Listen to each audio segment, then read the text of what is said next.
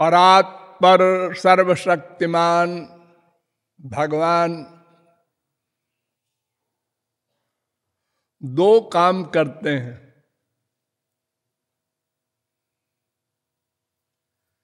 एक तो करते हैं न्याय और दूसरा काम करते हैं कृपा।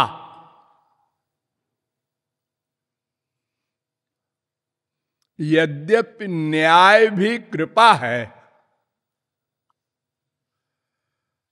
फिर भी दो शब्द बोले जाते हैं।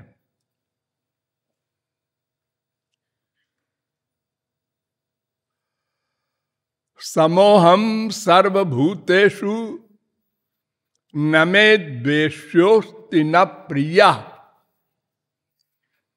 मैं समदर्शी हूं, मेरा कोई शत्रु नहीं, मेरा कोई मित्र नहीं। यानी मेरा कोई कुछ बिगाड़ नहीं सकता, इसलिए शत्रु नहीं, और मुझे किसी से कुछ चाहिए नहीं, इसलिए मेरा कोई मित्र नहीं। ये शत्रु और मित्र संसार में जो हम लोग बनाते हैं, ये दो पर्पस है उसका। जो हमारा नुकसान करता है वो हमारा शत्रु बन जाता है, और जो हमारा हितैषी होता है, हमारा काम कर दे, वो हमारा मित्र हो जाता है, उससे हम प्यार करते हैं। लेकिन भगवान को न तो किसी से कुछ चाहिए और न कोई भगवान का नुकसान कर सकता। और तो सर्वद्रष्टा, सर्वनियंता, सर्वसाक्षी, सर्वसुहृद, सर्वसमर्थ, उसके बराबर ही नहीं कोई। उससे बड़ा कोई हो तब तो नुकसान करे। अरे उसको देखना, उसको जानना ही असंभव है, नुकसान करना तो बाद की बात है। तो भगवान कहते हैं, अर्जुन, न मेरा कोई शत्रु है, न मेरा कोई मित्र है, इसलिए मैं जीवों के कर्मों को नोट कर जजमेंट दे देता हूं, फल दे देता हूं। गीता 8वें अध्याय का 22वां श्लोक।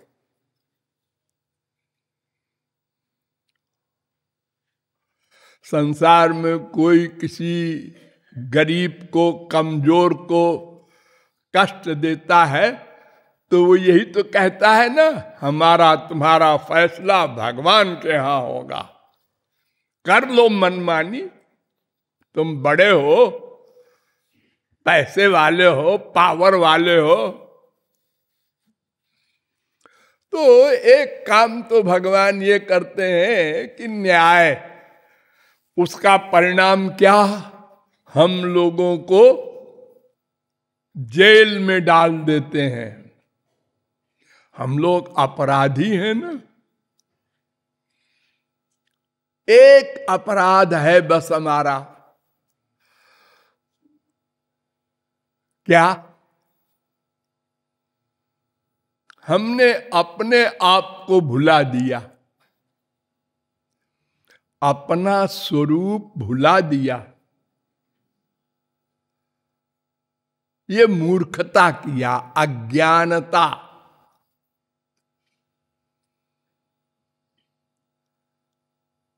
उद्धव ने भगवान से पूछा, दुनिया में सबसे बड़ा मूर्ख कौन है?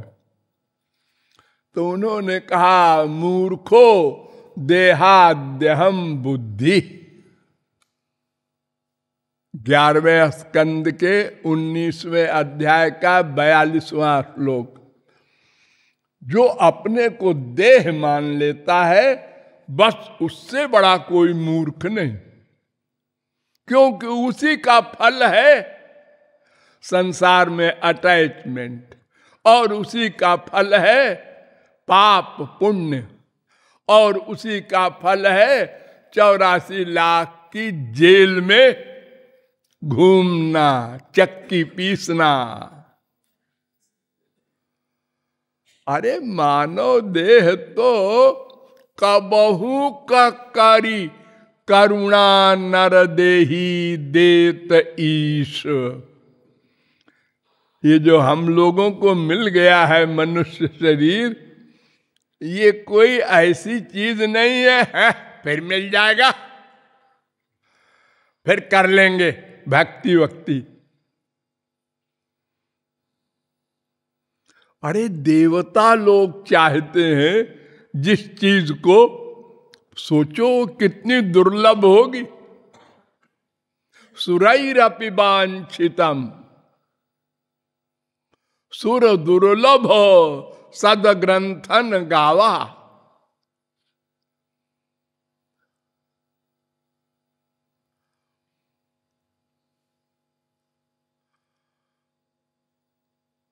तो हमारी सबसे बड़ी मूर्खता यही है कि हमने अपने को देह मान लिया, और फिर देह में भी और आगे बढ़ गए। हम पुरुष हैं, तुम स्त्री हो, हम ब्राह्मण हैं, तुम वैश्य हो, हम पंजाबी हैं, तू बंगाली है। बंगाली बड़े बदमाश होते हैं। बंगाली कहता है पंजाबी बड़े मक्कार होते हैं। लड़ रहे। अरे काहे के बंगाली पंजाबी हो भाई? जहां जो रहा या पैदा हुआ या उसके पुरखे, वो हो गया पंजाबी और बंगाली। अरे 1000 बार तुम बंगाल में पैदा हुए, 1000 बार तुम मद्रास में पैदा हुए,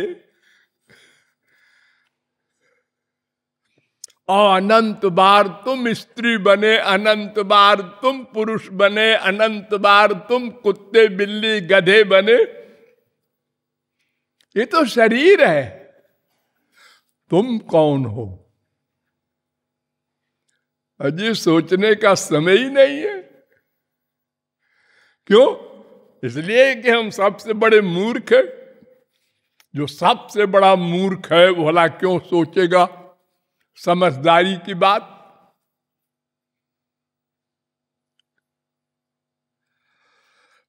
तो इस अज्ञान के कारण हम लोग भगवान की ये 84 लाख प्रकार के शरीरों की जेल, माया का जगत घूम रहे। और ये भी आप लोग समझ लें, जैसे आपको ये गंदा शरीर बड़ा प्यारा है, कोई गला दबावे तो हे क्या कर रहे हो, मार डाल रहे हैं तुमको, बहुत दुखी हो ना, गरीब हो, परेशान हो, मरना नहीं है मुझे, गरीब है तो क्या हुआ? कोई मरने ही नहीं चाहता। अरे ये तो आपका मनुष्य शरीर है, किसी कुत्ते का गला दबाओ, किसी सुअर का गला दबाओ, किसी मच्छर का दबाओ, देखो वो तड़फड़ा गए, क्या कर रहे हो? सबको अपने शरीर से इतना अटैचमेंट है। क्यों? अरे हम सबसे बड़े मूर्ख हैं ना, इसलिए हम अपने को शरीर मानते हैं। इसलिए हमको एतराज है कि हम मर जाएंगे, हम मर जाएंगे। अरे तुम तो जीवात्मा हो, तुम्हें कौन मार सकता है? भगवान भी नहीं मार सकते। चैलेंज है। नैनम छिन्दन्ति शस्त्राणि नैनम दहति पावका न चैनम क्लेदयन्त्यापो न शोषयति मारुतः अच्छे देव ये मदाह्यो ये मक्लेद्यो शोष्य एवच नित्य सर्वगता स्थाणु रचलोयम सनातना। ये आत्मा, इसको न कोई हथियार काट सकता है, न आग जला सकती है, कोई पावर इसका नाश नहीं कर सकती। भगवान चक्र चला दे और क्या है उनके पास, क्या होगा? मेरा शरीर समाप्त हो जाएगा, मैं नहीं समाप्त हो सकता, उनके लोक में जाऊंगा। अगर वो चक्र चला दे तो बिना भक्ति के काम बन जाए। जिसको जिसको भगवान ने मारा वे राक्षस सब भगवान के लोक में चले गए।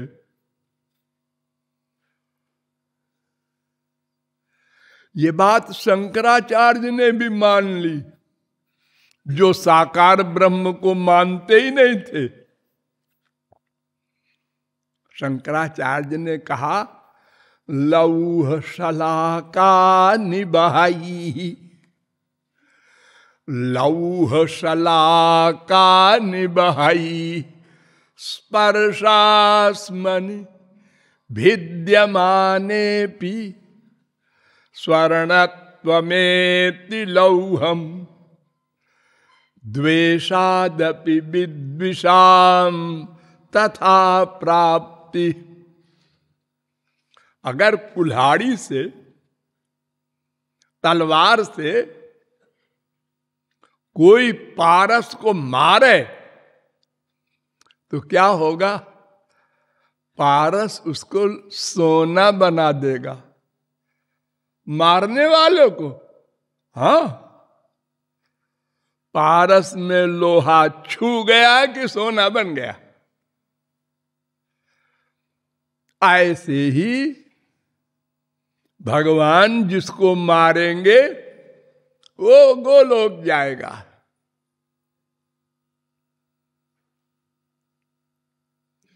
इसीलिए तो रावण ने कहा था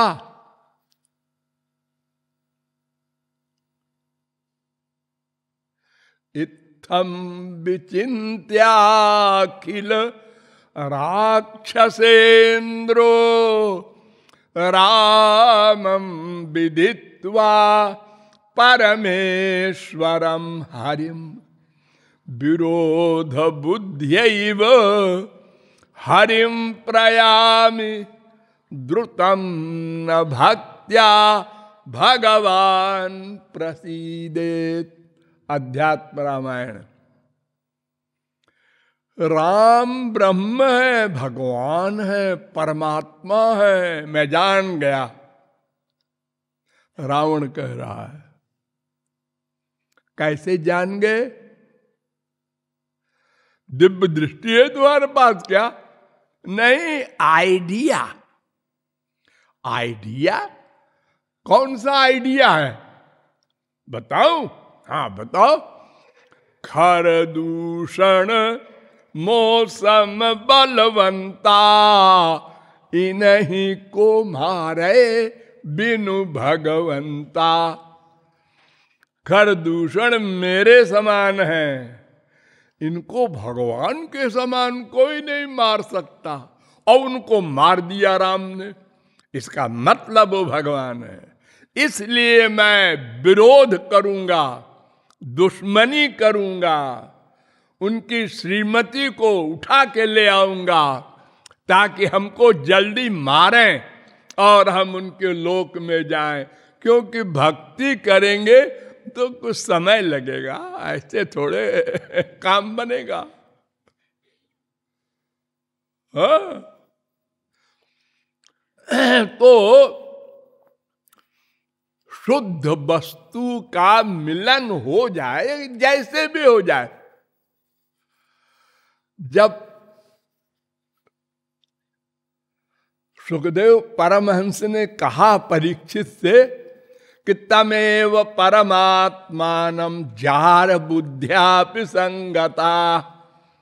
परमात्मा श्री कृष्ण के प्रति काम भाव से गोपियां शरण में गईं, प्यार किया।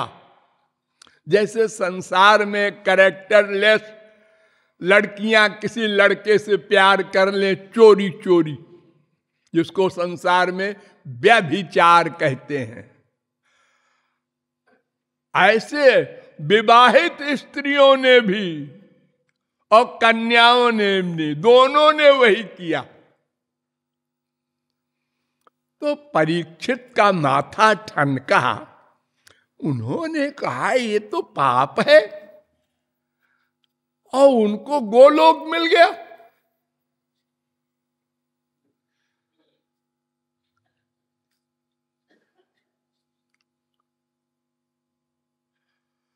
तमेव परमात्मानं जार बुद्ध्यापि संगता। जहुर्गुणमयम देहम सद्य प्रक्षीण बंधना। 10वें स्कंद के 29वें अध्याय का 11वां श्लोक। तो परीक्षित ने कहा, गुरुजी मुझे एक शंका है। तो मुस्कुराए सुखदेव परमहंस के राजा है ना, समझ गए। बोल बोल क्या है? कृष्णम विदु परम कांतम न तु ब्रह्मतया मुने गुण प्रबाहो परमस तासाम गुण धियाम कथम। गोपियों ने श्री कृष्ण को भगवान नहीं जाना, आप कह रहे? हाँ हाँ हम ही कह रहे हैं, ठीक कह रहे हैं। तो वो तो 3 गुण के अंतर्गत है, काम क्रोध लोभ मोह सब। ये तो माया के विकार हैं, उनको कैसे गोलोक मिल गया?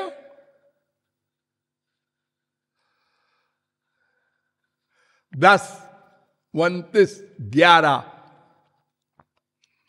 तो डांटा बड़े जोर से सुखदेव परमहंस ने। उक्तम पुरस्तात् चैतत्ते चैद्य सिद्धिम यथागता।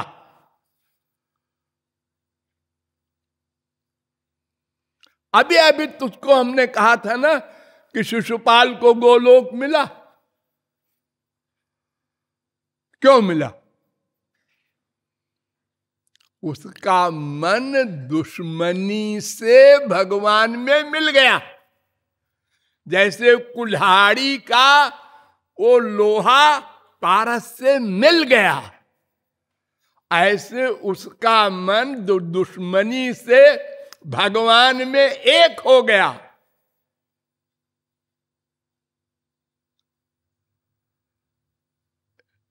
हाँ वो तो सुना था, बताया था आपने। तो फिर जब दुश्मनी से एक होने वाले को गोलोक मिल गया, तो ये तो अनुकूल भाव से गोपियों ने प्रियतम मान के प्यार किया, इनको गोलोक क्यों न मिले? ये तो ठाकुर जी को मारने नहीं गई थी, देने गई थी।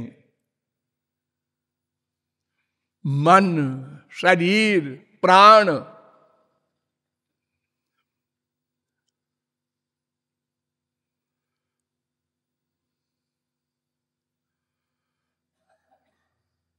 दस 29 12। हा अच्छा सुन, अब की आखिरी बता रहा हूं। अब इसके बाद प्रश्न किया तो मैं भागवत नहीं सुनाऊंगा।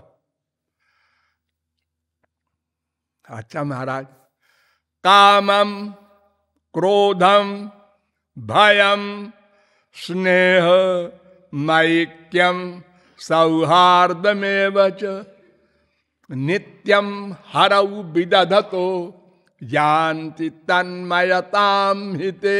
10 29 15।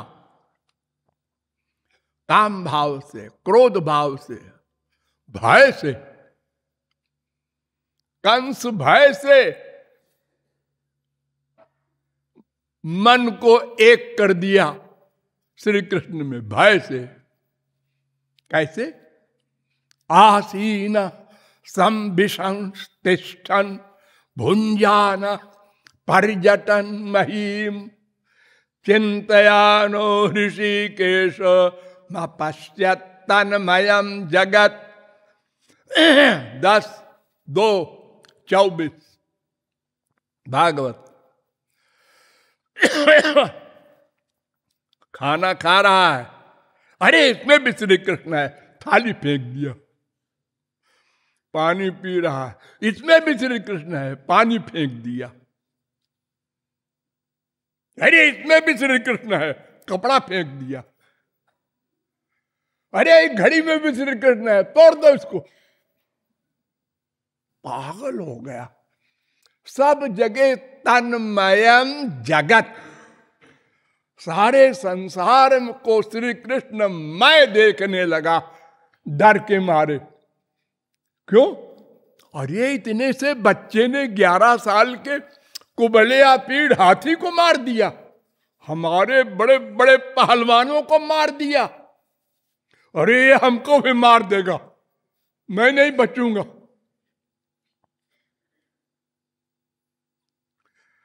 तो कामम क्रोधम भयम और स्नेहम, और फिर प्रेम से मिल जाए तो ठीक ही है। और ऐक्यम, ज्ञानी लोग ऐक्य भावना से मैं ब्रह्म हूं एक हो जाते हैं। सौहार्द कैसे? ये न केन प्रकारेण मना कृष्णे निवेशयेत। कोई प्रकार हो, मन का टच होना चाहिए भगवान में, एकत्व मन का, मन का, तन का नहीं। मन का, तन का भी हो जाए, लेकिन मन का जरूर हो। चाहे तन मन धन प्राण सब का, और चाहे केवल मन का हो जाए। मेन मन है।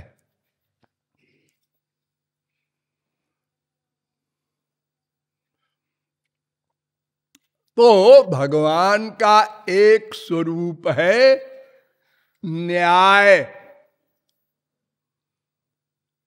जो भगवान की शरण में गया किसी भाव से, उसको गोलोक। जो नहीं गया, संसार में मन का अटैचमेंट किए हैं, वो भी समझ लेना वैसे ही, काम क्रोध भय किसी प्रकार से भी। आप किसी दुश्मन का चिंतन करते रहते हैं हमेशा, और मर गए, मरने के बाद उसी दुश्मन का फल मिलेगा।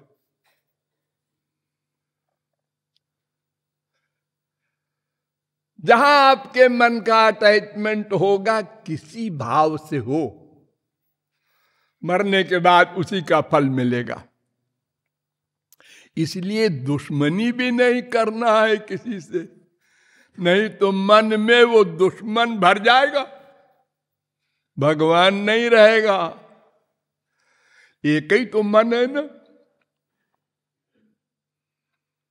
जैसे प्रेम से किसी प्रेमी को मन में डालते हो, ऐसे दुश्मनी से दुश्मन भी आता है मन में।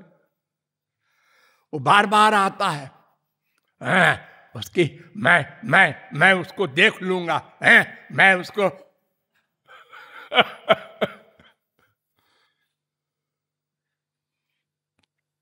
तो ऐसा भगवान का एक स्वरूप है जो न्याय करता है। तो न्याय करके तो कभी भी किसी जीव का उद्धार हो ही नहीं सकता। क्यों? एक तो अनंत जन्म के हमारे पाप कर्म हैं, स्टॉक, उसको कहते हैं संचित कर्म। वो अनंत है, अनंत। यानी अनंत काल तक भोगे जाए तो भी अनंत बचेंगे। अगर आज से हम कोई कर्म न करें, अच्छा बुरा, खाली फल भोगें, तो भी अंत न होगा। और फिर कर्म तो प्रतिक्षण करना पड़ता है, ना करें ये हो ही नहीं सकता। तो पिछले अनंत, वर्तमान के, भविष्य के, तो न्याय करते जाओ महाराज, हमको 84 लाख में घुमाते जाओ। न तुम हारोगे न मैं। और जिसने वो मूर्खता मैं देह हूं हटा दी, मैं आत्मा हूं, भगवान का हूं, वो मेरे हैं, बस इतना सा ज्ञान। मैं आत्मा हूं और मेरा अंशी, मेरा पिता, मेरा प्रियतम, मेरा सब कुछ श्री कृष्ण है। जिसने ये डिसीजन पक्का कर लिया और उनमें मन लगा दिया,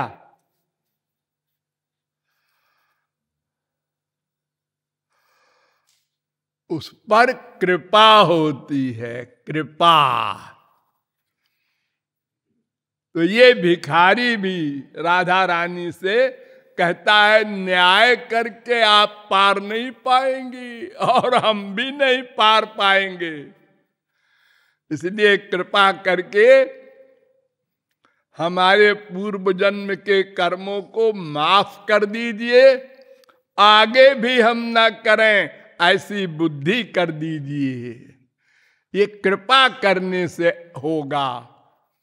तो ऐसा जो ठीक ठीक याचना कर लेता है, उस पर वे कृपा कर देते हैं और जीव का कल्याण हो जाता है।